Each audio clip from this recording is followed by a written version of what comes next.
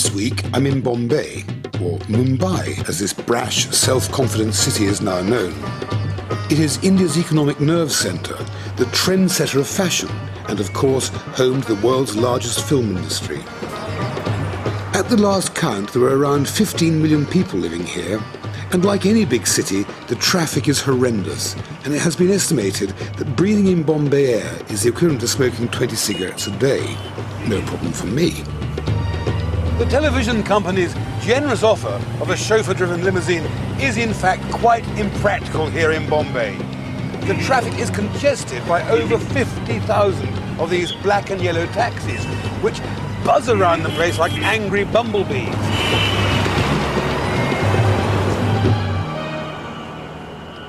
Clearly, Bombay is a city of contrasts. In the mid-90s, real estate prices rivaled, if not exceeded, those of Manhattan. So wouldn't the developers just die to get hold of this? The Kohli, who live in this village so avariciously earmarked by the plutocratic developers, are the oldest inhabitants of Bombay. They had migrated from Gujarat. In the local language, Kohli means spider, or fisherman, a simple allusion to the fisherman's net as a spider's web. 15,000 people live, or should I say, exist in this would-be golden plot right in the heart of the city. Bombay is so desperately short of water, it's rationed for just 2 to 3 hours a day. And whether you live in Bollywood Heights or in a simple village like this, it's the same for everybody. The difference is here, they've got metal pots. In Bollywood Heights, at least they have some tanks in the roof.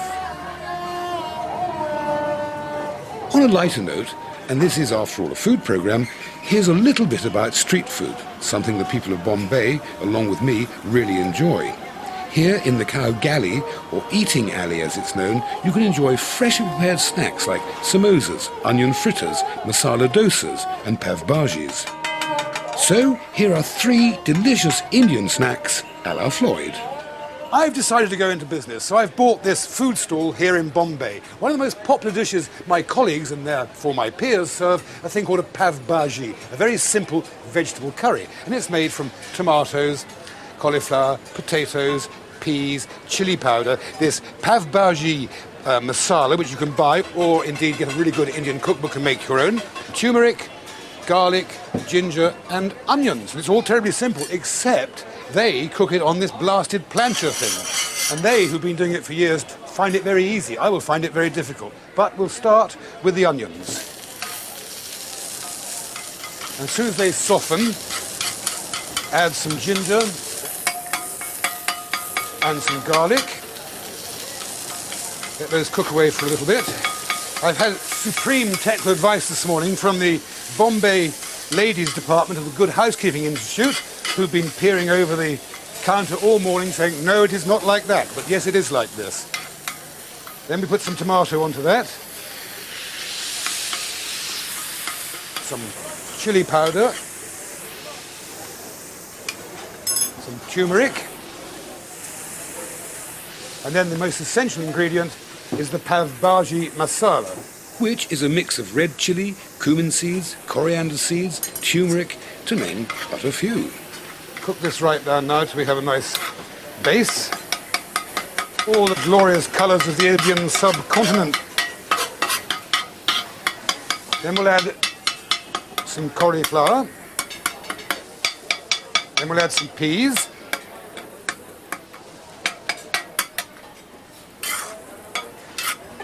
This is typically Indian fast food. Then we'll add some potato, diced already cooked potato. And let that carry on cooking for about another 5 or 6 minutes, if that.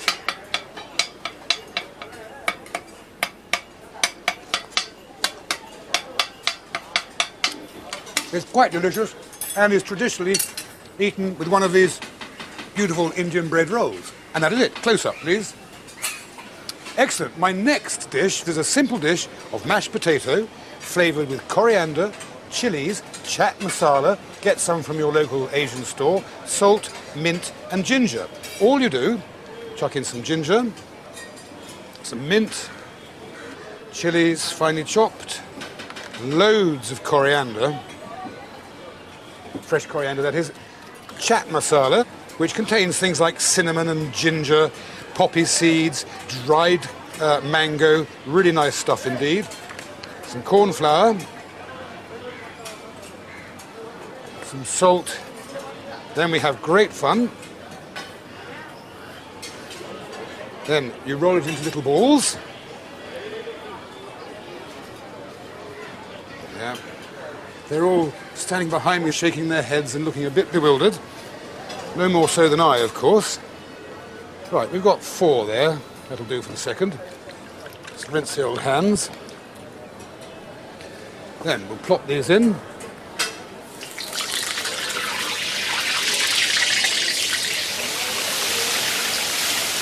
Let them cook just for a few seconds in smoking fat. But do be careful always with deep frying things because it is very dangerous. Even at home, have a fire blanket at hand. Very important. And there we are, look. Absolutely gorgeous. And for my final dish, An immensely popular sweet and spicy salad. It's very simple. You have some hot chili sauce, some slightly sweet tamarind sauce, fresh coriander, chopped raw mango, boiled chopped potatoes, little red onions chopped up, chaat masala, fresh chilies, and what looks like Rice Krispies, in fact just puffed wheat. And it's terribly simple. You add in the puffed wheat, then we'll add some chilies, and we'll add some coriander, and some chopped raw mango, then the potatoes, some chaat masala, mix that well together, and some onion, and then tip in some of the chili sauce, stir that in,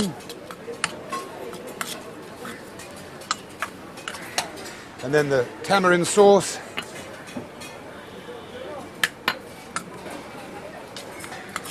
mix it all well together, leave it in the fridge for half an hour or so just to cool down nicely, and you have a completely fat-free, spicy, wonderful snack.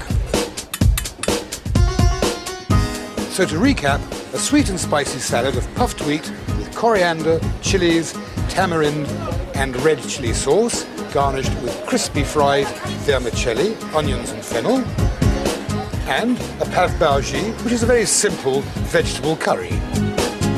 And last but not least, deep fried potato balls stuffed with chilies, coriander and other lovely spices.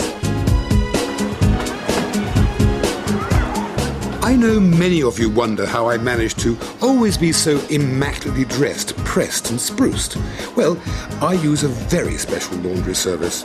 I send my Dhobi to Bombay, where it is immersed in curiously coloured water, flogged on a stone to within an inch of its life, and thrown onto the roof to dry under the burning Indian sun.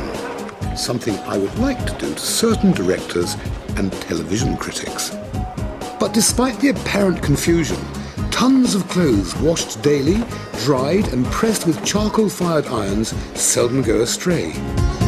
Note, the hand-operated spin dryer is known as the Flying Dhobi.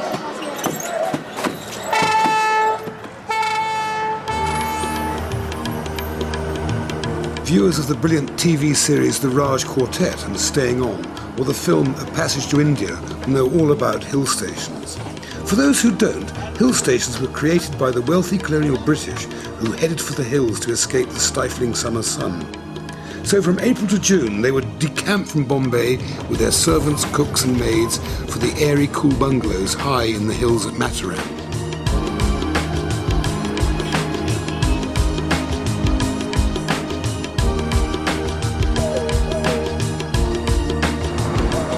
We lurched gratingly up the steepening track that twisted and turned like a snake on burning sand up the barren mountainside. From the unglazed windows, the views across the hazy plain below are breathtaking.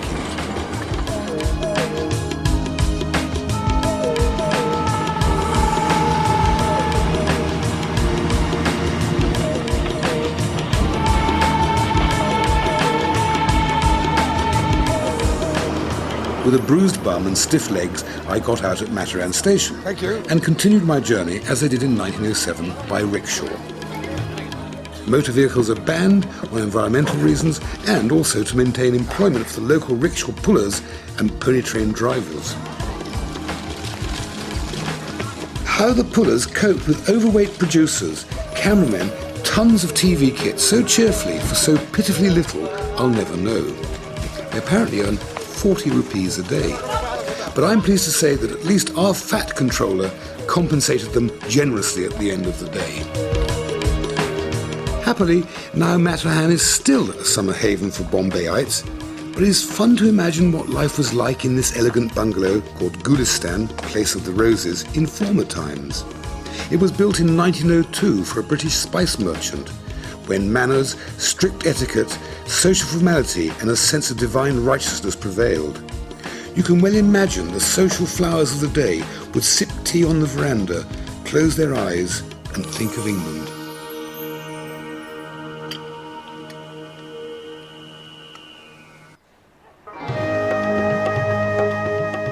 After bouncing uncomfortably in a jeep for 2 or more hours heading north from Bombay, you'll arrive at Gorai Beach, where thousands of thin, narrow fish hang on bamboo fences to dry in the sun. These fish, seldom more than 8 inches long, are known as Bombay ducks, a formerly derogatory local term for the colonial British, ducks apparently being a synonym for the Latin duces or doces, which means ruler. And although you'll probably never eat one in a Bombay restaurant, those of us old enough to remember the early days of the first UK Indian restaurants when the choice was Vindaloo, Vindaloo, Madras or Vindaloo, hot or very hot, in the Kohinoor, still hanker after these foul-smelling, exquisitely cheesy-flavoured, crispy, deep-fried, unidentified frying objects. Anyway, on to the cooking. Since my conversion to vegetarianism, I've discovered more and more delicious ways of cooking vegetables here in India. So, green peas masala, using chili paste, garam masala, ghee, which is clarified butter, green chilies, ginger, tomatoes, and onions. So the first thing we'll do, into the kadai, which is Indian for wok, we'll put some oil and the onions. As soon as they've taken a little bit of colour and softened a bit, we'll add some tomatoes. And while that's cooking away and sweating down, in my other wok here, we'll again start off with a little oil.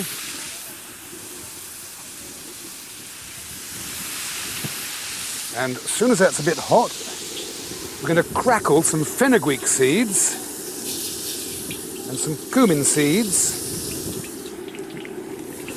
and some curry leaves. Once they crackle, that brings the flavour out of them. Then we'll add some chilies, green chilies. Oh, it smells delicious. Some garlic paste, some turmeric, and some coriander powder. And then tip in the tomatoes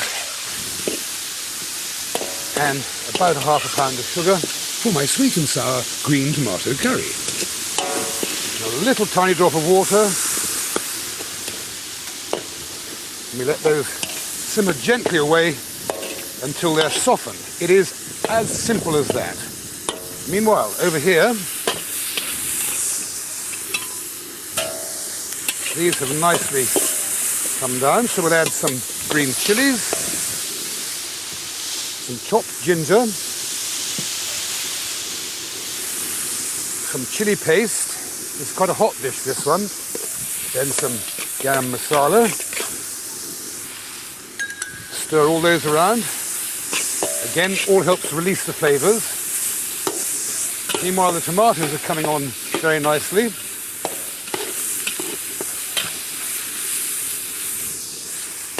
And we'll pop in some peas. And a big tablespoonful of ghee, which is clarified butter. And also some ghee in the tomatoes.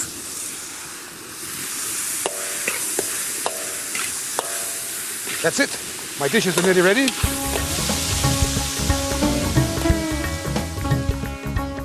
So quite simply, 2 delicious vegetable dishes. Green peas in a tangy and spicy sauce, and a sweet and sour spicy green tomato curry.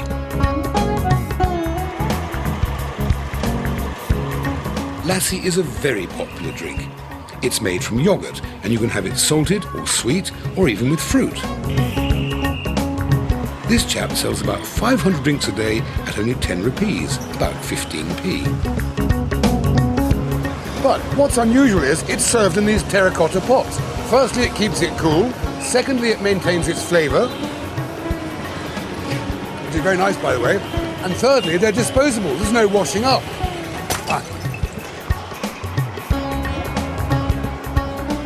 The autocratic, the paterfamiliar Indian man is in fact a big softie. He likes home cooking, mummy's cooking, the wife's cooking. But being the industrious breadwinner he is, he has no time to go home for lunch. So here in Bombay, lunch is sent to him at the office. First, wife cooks his favourite meal in accordance with his religious taboos and pops the courses into round dishes in a tiffin tin.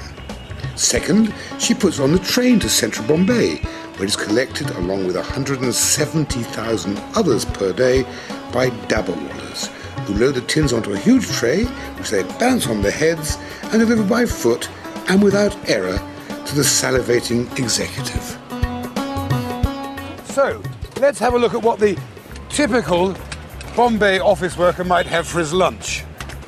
We open up the thing. Ingenious design, I have to say.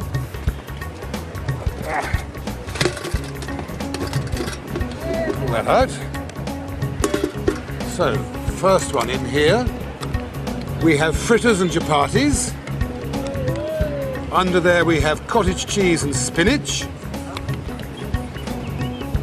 Underneath there some lovely yellow lentils, fresh herbs and chilies. And in the bottom, some rice. The great thing is, if this ever took off in the city of London, instead of them being wrapped up in odd bits of sacking, there'd be Louis Vuitton and Gucci.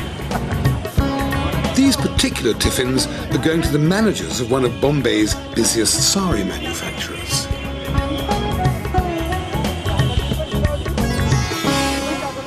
In a very hot country like India, a great way of preserving food is by pickling it. Not only do these pickles pep up your meal, they're also terribly good for your health. Here, for example, we've got mixed pickle, mango pickle, very sour lime pickle, very hot green chili pickle, garlic pickle, for instance. One of my favourites, a very, very sweet lemon pickle, red chili pickle, sweet mango pickle, and turmeric pickle. And turmeric pickle is terribly good for aches and pains in the bones. It's very good for you.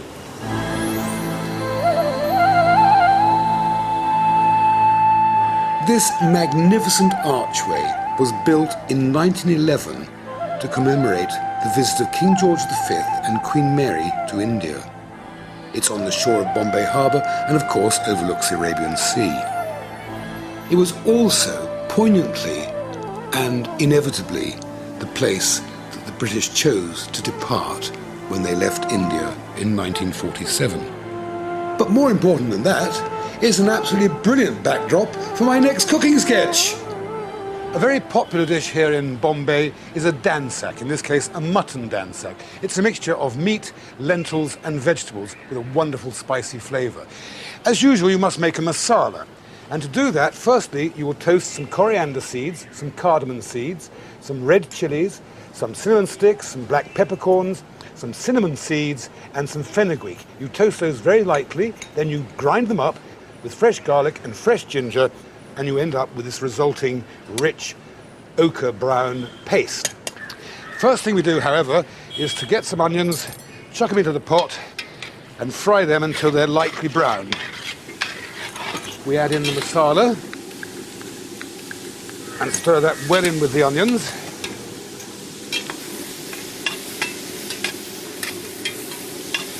Then we add some coriander powder, a little bit, cinnamon powder, and some turmeric.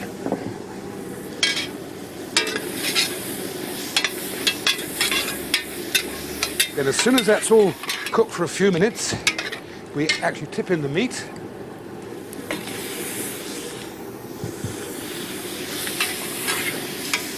Stir that well in and let that simmer away with no liquid until the liquid from the meat comes out and amalgamates with the masala and the onions. And then we go on to phase 2. Now I'm going to add some mung peas, which I've soaked overnight, and stir those in. Then we add some small split lentils. These are slightly pink ones. And then thirdly, some split bigger yellow lentils, also again as the pink ones, soaked overnight. Stir those in.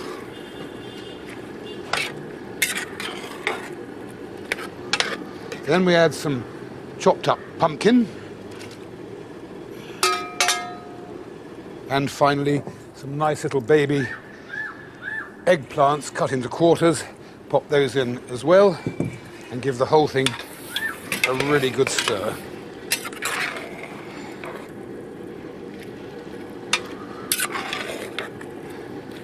Now we'll pop a lid on that and let that cook for about another half an hour until the lentils have swelled up.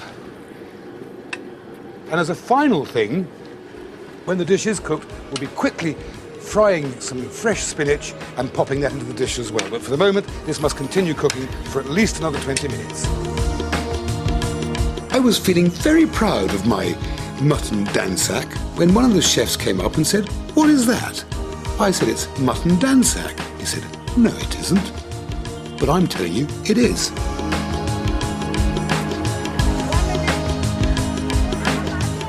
From a work point of view and a filming point of view, I really enjoyed Bombay. But when I was drifting around the place as a tourist, I found it rather disappointing. It was a bit squalid, it's very cosmopolitan, it's lost its identity, and the restaurants, quite frankly, aren't what they're cracked up to be. Oh, by the way, I've written a book to accompany this series. It's called Floyd's India, and it includes all the recipes I've shown you and more. And of course, it's available from all good bookshops. The summer season is kicking off on the airline in half an hour over on Sky Travel. Next, here on Extra though, Keith's left Mumbai behind and is heading for coconut territory for more Floyd's India.